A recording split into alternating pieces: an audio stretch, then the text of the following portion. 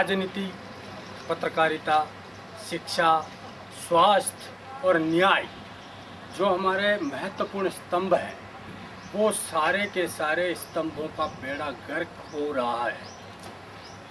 ऐसे समय में अमिताभ मीडिया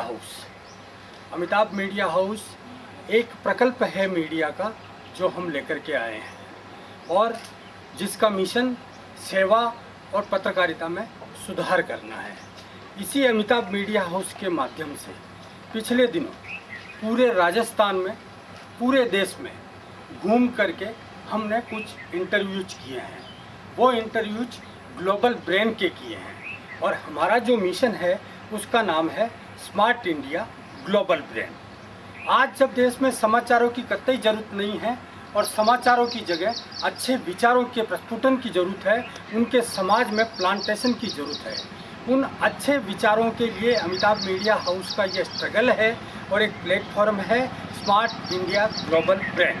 स्मार्ट इंडिया का मतलब इंडिया कैसे स्मार्ट बन सकता है, कितने दिनों में बन सकता है और कौन लोग बना सकते हैं। तो जो ग्लोबल ब्रेन है वो इंडिया को स्मार्ट बना सकते हैं। इसी मुहिम के तहत आज हम उपस्थित हैं भीलवाड़ा के विजय राजेश सिंधिया मेडिकल कॉलेज में। विजय राजेश सिंधिया मेडिकल कॉलेज का अपना एक नाम है, अपना एक मुकाम है और यहाँ जो व्यक्तित्व हैं डॉक्टर शलभ शर्मा, उनसे आज हमारी मुलाकात है। वो यहाँ के प्राचार्य हैं।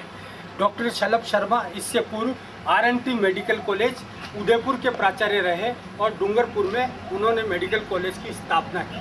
कोरोना काल के बाद जो सबसे ज़्यादा ज़रूरत आन पड़ी है वो स्वास्थ्य की ज़रूरत आन पड़ी है और आज हम यहीं जानने आए हैं क्योंकि डॉक्टर शलभ शर्मा WHO में रहे हैं, वहाँ अपनी सेवाएं दी। तो उन्होंने अपने नौकरी के कार्यकाल के अलावा अपने जीवन में स्वास्थ्य को लेकर के क्या प्रयोग किए हैं जो जन जन में वो प्रयोग लागू हो सकते हैं और कोरोना के बाद इस तरह की आने वाली महामारियों से मुकाबला करने में हम सक्षम हो सकते हैं।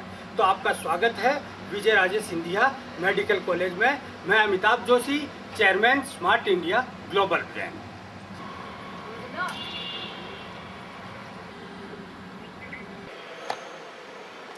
सत श्री अकाल जी, आदाब, नमस्कार, जय हिंद। नमस्कार। स्मार्ट इंडिया ग्लोबल ब्रेन एक अंतर्राष्ट्रीय वैश्विक प्लेटफॉर्म है और इस प्लेटफॉर्म का जो मुख्य उद्देश्य है वो है हिंदुस्तान को स्मार्ट बनाना। हिंदुस्तान स्मार्ट कैसे बन सकता है, कितने दिनों में स्मार्ट बन सकता है, क्या स्मार्ट होने का एक अटूट सिलसिला है, या फिर कौन लोग ऐसे हैं पॉलिटिक्स के अलावा, क्योंकि आप और हम 70 सालों से केवल पॉलिटिक्स के भरोसे हैं। हमारी डेमोक्रेसी केवल पॉलिटिक्स के भरोसे है। तो क्या पॉलिटिक्स के अलावा भी कुछ ऐसे लोग हैं जो समाज में कायाकल्प कर सकते हैं, हिंदुस्तान को स्मार्ट बना सकते हैं, कुछ बदलाव ला सकते हैं। तो इसी के तहत अमिताभ मीडिया हाउस का मैं चेयरमैन हूँ और इसी सिलसिले को लेकर के पिछले 3 साल से यायावरी जारी है। देश भर में घूमा हूँ और एक चीज़ निकल करके आई है कि शिक्षा, स्वास्थ्य, न्याय, पत्रकारिता, पॉलिटिक्स सभी में कहीं न कहीं सुधार की जरूरत है, कुछ प्रयोगों की जरूरत है, तो हिंदुस्तान स्मार्ट बन सकता है। कोरोना काल के बाद पूरे विश्व के सामने जो सबसे बड़ी चुनौती आई वो ये आई कि स्वास्थ्य, हेल्थ इज वेल्थ, आपका स्वास्थ्य कैसे बढ़िया होगा, क्योंकि कोरोना के बाद और कितने वायरस फैल रहे हैं दुनिया में, कितनी महामारियाँ आएगी, तब आप उनसे कैसे निपटोगे। तो आज हमारा सौभाग्य है कि महारानी विजय राजेश सिंधिया मेडिकल कॉलेज भीलवाड़ा में हम हैं और हमारे आज के जो संवाद के खास मेहमान हैं उनमें डॉक्टर शलभ शर्मा, एक अंतर्राष्ट्रीय नाम है। शलभ शर्मा जी का मैं स्वागत करता हूँ। Doctor Shalabh Sharma WHO world health organisation में अपनी सेवाएं दे चुके हैं प्रतिनिधि के तौर पे और RNT मेडिकल कॉलेज उदयपुर के भी प्राचार्य रह चुके हैं। RNT मेडिकल कॉलेज का पूरे हिंदुस्तान में नहीं विश्व भर में नाम है। और इसी के साथ दूसरे हमारे मेहमान हैं वर्षा सिंह जी पहले हरियाणा में अपनी सेवाएं दे चुकी है और अब भीलवाड़ा मेडिकल कॉलेज की शुरुआत से इनका उच्च योगदान है।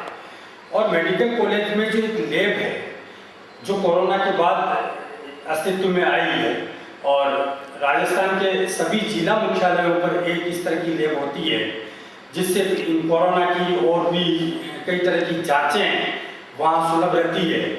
तो मैं उनका भी आज के कार्यक्रम में स्वागत।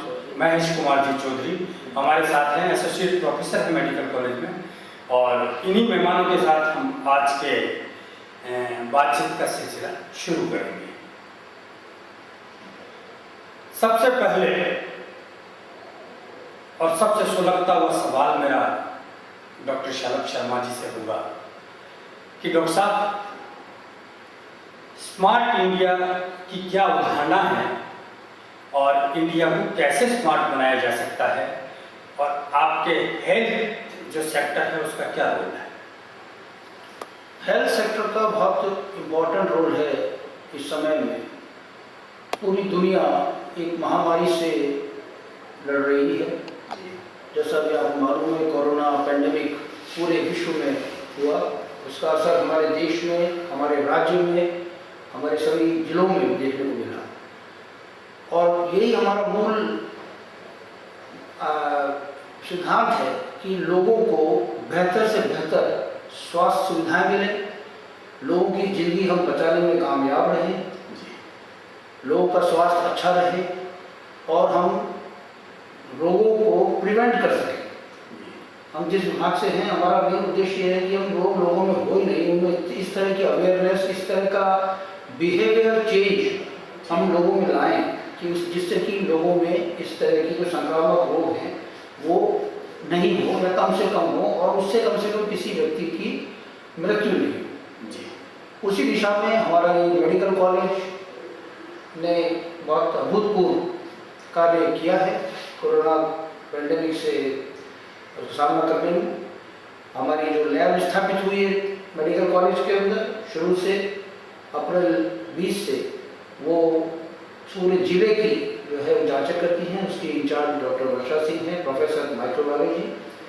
और हमारे अस्पताल जो हमारे अंडर में है, इस मेडिकल कॉलेज के अंडर में, उसने बहुत अच्छा एक रोल मॉडल पेश किया है पूरे देश के सामने, जो भीलवाड़ा मॉडल के नाम से भी प्रसिद्ध हुआ है। जी, जैसे ही पहला केस जिले में आया, हमने तुरंत एक बहुत कंटेनमेंट एरिया बना करके और इस रोग के प्रसार को रोकने की पूरी कोशिश की, जो पूरे देश में उसकी चर्चा है, कंटेनमेंट जोन बना करके। और अस्पताल की जो सेवाएं थी उसको सुदृढ़ करके जितने भी मरीज आए, हमने यहाँ से एक भी मरीज को कहीं रेफर नहीं होने दिया। सारे मरीजों को यही चिकित्सा सुविधा उपलब्ध कराएगी, बहुत कुछ क्वालिटी की। और जहाँ दूसरे जिलों में या दूसरे राज्यों से हमें शिकायत मिल रही थी कि मरीजों को ऑक्सीजन नहीं मिल रही है, मरीजों को बेड नहीं मिल रहे हैं, ऐसी दिक्कत हम सामने भी आई थी, लेकिन हमने उसको बहुत चुनौतीपूर्ण तरीके से, बहुत अच्छी तरीके से उसको संभाला। और किसी मरीज को इस वजह से नहीं जाना पड़ा अस्पताल से कि उसको बेड नहीं मिला हो या उसको ऑक्सीजन नहीं मिली। प्रशासन के सहयोग से हमें पूरी तरह से ऑक्सीजन की उपलब्धता इस अस्पताल को प्राप्त हुई। बेड्स की कोई कमी नहीं थी, लेकिन क्योंकि कई मरीज बहुत लंबे समय तक बीमार रहे और वो बेड खाली नहीं हो रहे थे, तो जो नए मरीज जो आ रहे थे उनको डील करने में थोड़ी दिक्कत आ रही थी हमें। तो उसके लिए हमने जो हमारा एक हेल्प डेस्क बना रही थी, उस हेल्प डेस्क में हमने 15 बेड की व्यवस्था करके सारे बेड्स पे हमने ऑक्सीजन कंसंट्रेटर या ऑक्सीजन सिलेंडर लगा कर ऐसी व्यवस्था कर दी कि एक बार आदमी को जब तक अस्पताल में बेड नहीं मिलता है, उसको तुरंत वहाँ पे चिकित्सा सुविधा उपलब्ध हो जाए। तो उस वजह से हम काफ़ी लोगों की जान बचाने में कामयाब हैं। WHO के आप प्रतिनिधि रहे हैं, एक बहुत महत्वपूर्ण बात है।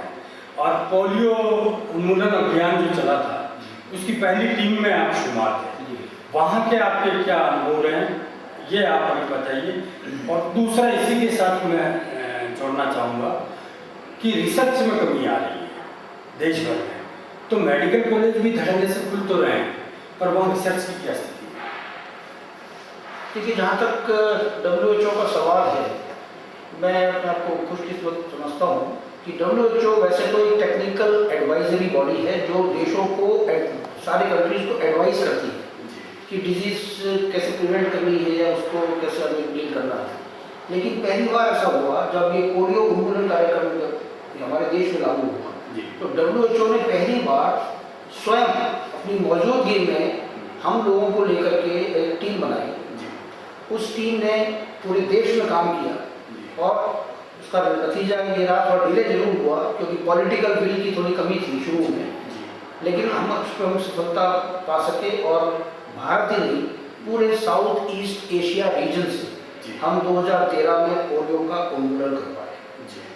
इसमें सबसे बड़ी दिक्कत ये आ रही थी कि पोलियो के जो केसेस होते हैं उसको हमारे यहाँ लोग बीमारी नहीं मानते, वो उसको एक देवी का प्रकोप मानते हैं। और ऐसे मरीज अस्पतालों में ना आकर के हमारे कुछ ऐसे चिन्हित मंदिर हैं देश के अंदर, जैसे चित्तौड़ में आवड़ी माता का मंदिर है, झाकला माता का मंदिर है, उदयपुर में इडाना माता का मंदिर है, डूंगरपुर में विजवा माता का टेम्पल है। तो ये मरीज सब वहाँ जा रहे थे। तो मैंने पहली बार एक नवाचार किया और एक इस देश के अंदर टेम्पल सर्विलेंस नाम का हमने काम किया। क्योंकि जो केस अस्पताल से रिपोर्ट नहीं हो रहे थे वो हमने इन टेम्पल से रिपोर्ट करना शुरू किया।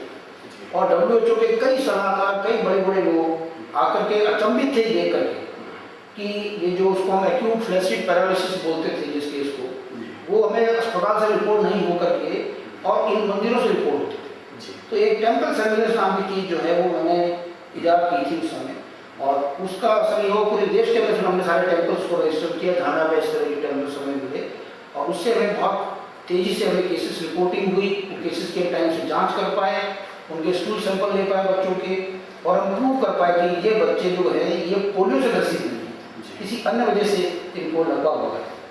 इस तरह से कर करके हमने धीरे धीरे पोलियो का उन्मूलन इस देश से करता है। डॉक्टर वर्षा सिंह जी से मैं मुखातिब होना चाहूँगा। डॉक्टर साहब, जिले की एक बहुत बड़ी लैब का कार्य प्रभार आपके ऊपर है और आपका क्या अनुभव है कि ये सरकार की अगर योजना है हर जिले में लैब की जिला मुख्यालय है तो ये कितनी सार्थक होती है आपको नजर आ रही?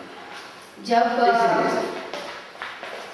ये तो सर मैटर बोल सर कैमरा इंटरेस्ट करना। जब कोरोना शुरू हुआ था तब हमारे सारे सैंपल्स जो है वो SMS जयपुर जाते थे और SMS में सारे जिले के सैंपल जाने की वजह से रिपोर्ट डिले होते थे। डिले होने की वजह से फिर यहाँ पे ट्रीटमेंट में प्रॉब्लम हो रही थी। तो हम लोगों को ऑर्डर आया था कि आपको लैब डेवलप करनी है। कंस्ट्रक्शन से लेके सारी पूरी लैब डेवलप करते करते और वो इंस्ट्रूमेंट्स आए, उसके बाद हमने अपने ट्रेनिंग करवाया अपने फैकल्टी का, ये सब करते करते हमें 11 दिन में हमने लैब शुरू कर दी थी। और शुरू में तो हमारे पास सिर्फ 40 सैंपल आते थे, उसके बाद फिर हमने सैंपल बढ़ाए, फिर 2000 हुए, बीच में 4000 भी हुए। अब कोरोना खत्म होने के इसमें आ रहा है क्योंकि अभी पॉजिटिविटी भी नहीं आ रही है और हमारे सैंपल भी साइज 1000 के करीब आ रहा है। पूरे जिले के सैंपल्स हमारे पास आते हैं। पहले हमने चित्तौड़गढ़ के भी सैंपल्स डील किए हैं, बीच में राजसमंद और वहाँ से भी आए थे सैंपल्स, दौसा से सैंपल्स आए थे, लेकिन वो बीच बीच में आए। चित्तौड़गढ़ और भीलवाड़ा के सैंपल्स तो हम हमेशा ही करते आए हैं। उसके बाद फिर मेरे को बोला गया था कि चित्तौड़गढ़ की लैब डेवलप करने के लिए, वहाँ पे जाके भी कंस्ट्रक्शन से लेके सारी लैब डेवलप करके उसके बाद हमने चित्तौड़गढ़ की लैब शुरू करवा दी। माइक्रोबायोलॉजी की आप एक्सपर्ट हैं जी। और माइक्रोबायोलॉजी के माध्यम से आप इस मेडिकल कॉलेज का कैसे स्पेशलाइजेशन करके ले जा सकती हैं, इसके बारे में कुछ है? माइक्रोबायोलॉजी सारा इन्फेक्शन से डील करता है, जैसे कि अब डेंगू चल रहा है, डेंगू हेमरेजिक फीवर चल रहा है सर अभी, तो या चिकनगुनिया है, इन सब की जांचें हमारे पास होती है। ट्यूबरकुलोसिस की भी जांच हम RNDCT के अंदर करते हैं। और बाकी जितने भी डिसीजेस है, जैसे कि कई जो हॉस्पिटल में जो इन्फेक्शंस होते हैं, कई बार पोस्ट ऑपरेटिव इन्फेक्शंस हो जाते हैं या फिर कैथेटर एसोसिएटेड इन्फेक्शन होते हैं, उसको फाइंड आउट करना, उनको एप्रोप्रिएट कौन सी एंटीबायोटिक देनी है, दवाई देनी है, ये हम लोग डील करते हैं। अब महेश जी से जानना चाहता हूँ। महेश जी, आप कम्युनिटी मेडिसिन को बिलोंग करते हैं, क्या है कम्युनिटी मेडिसिन? ये पूरे सामुदायिक रूप से, सामाजिक रूप से कुछ इसको, इस बात को मैं क्या है कोविड-19 डिजीज के संदर्भ में ही समझाना चाहूँगा आपको, जी। ताकि ये चीज़ क्या है आम आदमी को समझ में आ सके। कम्युनिटी मेडिसिन जो ये सब्जेक्ट है वो ये डील करता है कि आप किसी इंडिविजुअल को ठीक नहीं कर रहे हो। जैसे डॉक्टर के दिमाग में ये पेशेंट के दिमाग में रहता है, एक पेशेंट को ठीक कर दिया, वो डॉक्टर का काम है एक पेशेंट को ठीक करना, और हमारा काम है पूरे समाज को या पूरे कम्युनिटी को साथ लेके चलना।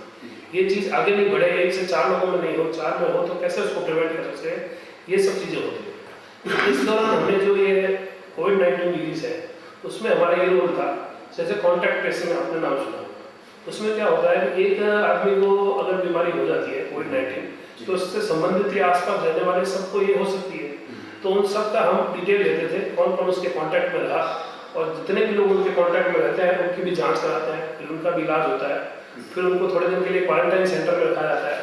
तो जिला प्रशासन ने हमारे साथ जुड़ के ये सब चीज़ की, और केंद्र सरकार और राज्य सरकार की सारी गाइडलाइन को लेते हुए हमने ये सब चीज़ें की। इसमें हमने एक तो कॉन्टैक्ट ट्रेसिंग की, कोई भी, जैसे सबसे पहले निजी चिकित्सालय में यहाँ केस आया था जो पूरे भारत में दूसरे नंबर पे था, तो राजस्थान में पहले नंबर पे केस भीलवाड़ा में आया था। तो उस निजी चिकित्सालय में जो डॉक्टर साहब थे उनकी पॉजिटिव रिपोर्ट आई, उसके आधार पर हमने उनके पिछले 1 महीने में 10 दिन में जितने भी लोग उनसे मिले, चाहे वो पेशेंट हो चाहे अटेंडेंट हो कुछ भी हो, उन सब की लिस्ट बनवाई, उन सब की हिस्ट्री ली, वो कब मिले, कितने दिन मिले, उनको क्या क्या सिम्टम आए, हर चीज़ उनके बारे में हमने जानकारी ली।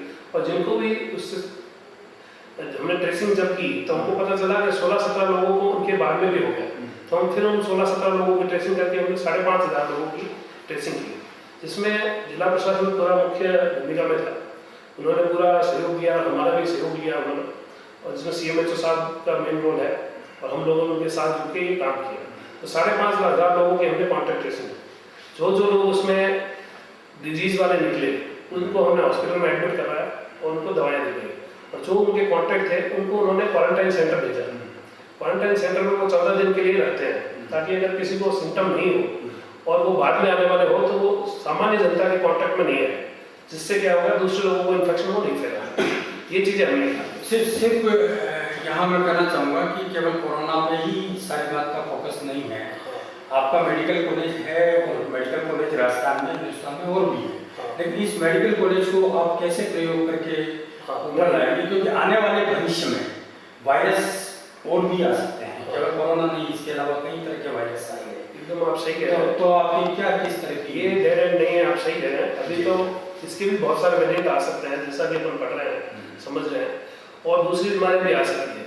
और राज्य सरकार अब जो सोच रही है या केंद्र सरकार अब जो सोच रही है वो एकदम होलिस्टिक अप्रोच के हिसाब से सोच रही है। उन्होंने इस तरह की लैब डेवलप कर दी हर जिले में, जो आज से 2 साल पहले कोई सोच भी नहीं सकता, और वो करने के बाद में बहुत सारी दूसरी बीमारियों का भी अपन जांच कर पा रहे हैं। नई रोज गाइडलाइन आ रही है, जैसे जैसे अपडेट मिल रहा है WHO से या दूसरी NGO से, इसको कैसे कंट्रोल किया जाता है, उसको हम लोग इम्प्लीमेंट कर रहे हैं। प्लस क्या है कि जैसे दूसरी बीमारियाँ जो पुरानी बीमारियाँ उसकी भी सर्विलेंस हो रही है, जैसे TB बहुत पुरानी बीमारी है, उसके बारे में भी हमने अभी एक प्रोग्राम किया है। तो उसमें जो नेशनल ट्यूबरकुलोसिस एलिमिनेशन प्रोग्राम है, उसके अंदर भी हमने एक प्रोग्राम किया है। उसमें हमने पूरे जिले में बहुत 30 टीमें बनाई थी, और एक घर में जाके पता किया था कि कितने TB के पेशेंट अभी कंटिन्यू चल रहे हैं, कितने पुराने हैं, उनका क्या हुआ। उसके आधार पर हमने रिपोर्ट बनाई है, जो कि पूरे 74 डिस्ट्रिक्ट में हुई थी, पूरे देश में 74 डिस्ट्रिक्ट में हुई थी। उसमें एक भीलवाड़ा था, एक आसमान था, 2 जिले थे जो अपने राजस्थान में थे। 74 में डॉक्टर शलभ शर्मा 74 में डॉक्टर शलभ शर्मा MBBS कर रहे थे। नहीं 74 डिस्ट्रिक्ट बता रहा हूँ। नहीं, डॉक्टर शलभ शर्मा जी 74 में MBBS कर रहे थे, एडमिशन हुआ था। आज 2021 चल रहा है। उसके बाद RMT मेडिकल कॉलेज को एक लंबी सेवाएं दी है, और कुछ मेडिकल कॉलेज स्थापित करने का मौका भी मिला है। क्या संघर्ष रहे, क्या चुनौतियाँ रही, और ये जो मेडिकल कॉलेज अभी जो आपके साथ है, इसको कहाँ तक आप ले जाएंगे? देखिए, जब मेडिकल कॉलेज एक अपने आप में बहुत ही यूनिक चीज़ है, जो ये कोई प्राइमरी स्कूल खोलने वाली बात नहीं है। ये मेडिकल कॉलेज में इतनी सारी फैकल्टी होती है, इतने सारे डिपार्टमेंट्स होते हैं, और नया कॉलेज स्थापित करना उसमें काफ़ी चुनौतियाँ रहती हैं, फाइनेंशियल भी रहती हैं, पॉलिटिकल भी रहती हैं, और भी कई तरह की दिक्कतें आती हैं। मुझे सौभाग्य मिला, मैं नोडल अधिकारी था, R&D मेडिकल कॉलेज में भी जितना डेवलपमेंट काम हुआ है वो सब मेरे कार्यकाल में हुआ, जब मैं 4 साल तक वहाँ अतिरिक्त प्रधानाचार्य के पद पर था। उसके बाद मुझे डूंगरपुर मेडिकल कॉलेज का नोडल अधिकारी बनाया गया, और फिर मैंने डूंगरपुर मेडिकल कॉलेज की स्थापना शुरू से ज़मीन लेने से, अधिग्रहित करने से लेकर के कॉलेज की बिल्डिंग खड़ा करना और वहाँ पे 2 बैच का एडमिशन कराना, वहाँ तक मैंने किया। उसमें मुझे कई दिक्कतें आई, लेकिन आपको अपने विवेक से, प्रशासन के सहयोग से आपको सब चीज़ें लेके चलना पड़ता है, क्योंकि MCI का इंस्पेक्शन कराना कोई छोटी मोटी बात नहीं होती है, और एकदम से इतना एक मुश्त फंड्स की अवेलेबिलिटी भी नहीं होती है सरकार के अंदर, तो उसमें टाइम लगता है। तो कई सामान जो है मुझे मेडिकल काउंसिल को दिखाने के लिए R&D मेडिकल कॉलेज से ला करके वहाँ पे स्थापित करने पड़े, उसको वहाँ स्थापित करके और फैकल्टी को इधर उधर से हायर करना पड़ा, तब जाकर के हमने इंस्पेक्शन करा के उस कॉलेज को चालू कर पाए। भीलवाड़ा मेडिकल कॉलेज की स्थापना कब हुई थी और इसमें कितने स्टूडेंट है और क्या फैकल्टी है? ये भीलवाड़ा कॉलेज की स्थापना भी 2018 में हुई है, और पहला जो बैच आया था वो इन सब नए कॉलेज जो RMS के अधीन आते हैं, उस सब में 100 विद्यार्थियों का बैच आया था, और उसके बाद सेकंड बैच से हमें EWS कोटा के अंतर्गत, इकोनॉमिक वीकर सेक्शन के तहत 50 सीटों की बढ़ोतरी भारत सरकार ने और की है। तो 2019 से अब 150 बच्चों का बैच आ रहा है। 3 बैच अभी तक इस कॉलेज में आ चुके हैं। जब पहला बैच पास होकर निकल जाएगा 2018 का, तब जाकर के हमें इस कॉलेज को पूर्ण रूप से मान्यता प्राप्त होगी। जैसा कि आप रिसर्च की बात कर रहे थे, जो पुराने राज्य सरकार के मेडिकल कॉलेज हैं, वहाँ जहाँ पे पोस्ट ग्रेजुएशन होता है वहाँ पे रिसर्च होती है, वो अच्छी रिसर्च होती है, जो बड़े डॉक्टर्स बनते हैं, जो थीसिस करते हैं, तो बहुत कुछ अच्छी क्वालिटी की रिसर्च की क्वालिटी। ऐसा तो नहीं है ना जैसा PhD में गिरावट आई है रिसर्च में, ऐसा इस साइड में नहीं, थोड़ी सी गिरावट है, लोगों का रुझान है ना सुपर स्पेशलिटी की तरफ ज़्यादा जाता है। तो लोग जैसे MD MS कर रहे हैं, MBBS कर रहे हैं, तो उसको वो सिर्फ एक स्टेप मानते हैं, इसको तो पास करना चाहिए, तो उसलिए उतना ध्यान बच्चे पढ़ाई पे उस पर नहीं देते हैं। तो उसकी वजह से थोड़ी सी कमी जरूर आई है इसके अंदर, क्योंकि लोगों को अब सीधा न्यूरोलॉजिस्ट बनना है, नेफ्रोलॉजिस्ट बनना है, गैस्ट्रोएंटरोलॉजिस्ट बनना है, तो आजकल MBBS और MD की भी उतनी वैल्यू नहीं रहेगी, ठीक है ना, सुपर स्पेशलिटी का जमाना आ गया। उस वजह से थोड़ी गिरावट आई है, लेकिन फिर भी मेडिकल कॉलेजेस में जैसे हमारा जब पोस्ट ग्रेजुएशन चालू हो जाए, तब हमारी रिसर्च की उसमें गुणवत्ता में हम पूरी कोशिश करके उसको ठीक करते हैं। एक अंतिम सवाल मैं आप तीनों से करना चाहता हूँ। सवाल एक ही है कि स्मार्ट इंडिया बनाना है और हेल्थ सेक्टर आपके पास है डॉक्टर वर्षा जी, क्या अचूक मंत्र है कि हेल्थ में आप इंडिया को स्मार्ट बनाएं? जितना हो सके उतना, जैसे कि हमारे इंडियन कम्युनिटी की थोड़ी सी वो होती है कि हम लोग डिजिटल युग से, जैसे कि अगर व्हाट्सएप पे कुछ आया है या फिर यूट्यूब पे कुछ आया है उसके ऊपर वीडियो करते हैं, तो जितना हो सके उतना एडवर्टाइजमेंट करो, जितना अवेयरनेस फैलाओ, पोस्टर्स अगर कर सकते हैं तो वो करिए। स्कूल में अगर आप जाकर एडवर्टाइज कर सकते हैं कि जैसे कि हमने इसमें इस वाले में भी किया था कि मास्क और हैंड वॉश, रिपीटेड हाथ धोना करना चाहिए, हैंड वॉश करना चाहिए और मास्क पहनना चाहिए, ये सब करना चाहिए। तो जितना आप एडवर्टाइज करोगे, जितना आप इस बात को वो करोगे, उतना ज़्यादा अच्छे से हो पाएगा। डॉक्टर साहब शलभ जी, एज ए एक्सपर्ट राज्य सरकार और केंद्र सरकार को क्योंकि आपका अनुभव है, क्या सुझाव है कि हेल्थ में कुछ और ऐसा किया जाए कि हम सबसे आगे निकल जाए?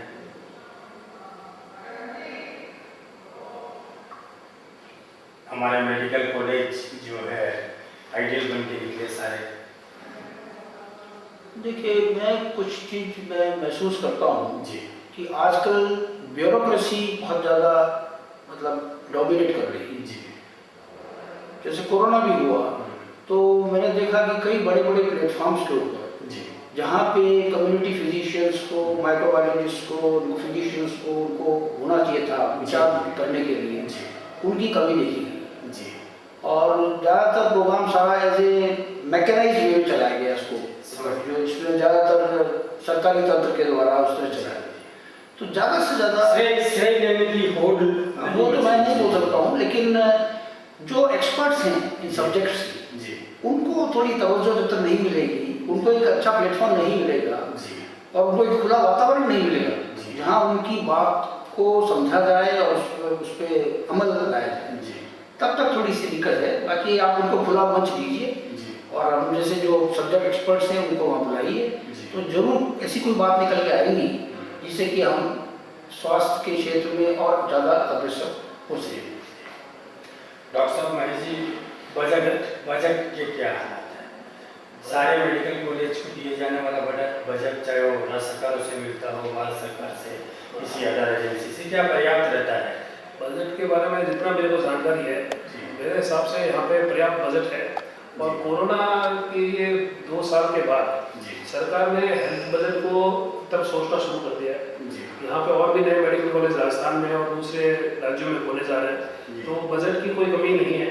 ये लोग बजट पूरा भेजते हैं, जो भी हमारे को इक्विपमेंट इंस्ट्रूमेंट चाहिए वो भी मिल रहे हैं, जी जो भी चीज़ें बजट से संबंधित है वो ये पूरा कर पा रहे हैं। इन्होंने क्या कोरोना से ये सबक लिया है सभी ने कि हेल्थ और एजुकेशन ही एक सिस्टम है जो अपने को स्मार्ट बना सकता है। जी तो मैं इन दोनों को जोड़ने के लिए सर की बात में थोड़ा सा ऐड करना चाहूँगा कि अगर जो प्राइमोडियल प्रिवेंशन है, यानी कि जब डिजीज है ही नहीं, रिस्क फैक्टर भी नहीं है, उस समय अपन अगर सोचना शुरू कर दें जी कि हेल्थ क्या है, एजुकेशन क्या है, तो ज़्यादा अच्छा रहेगा।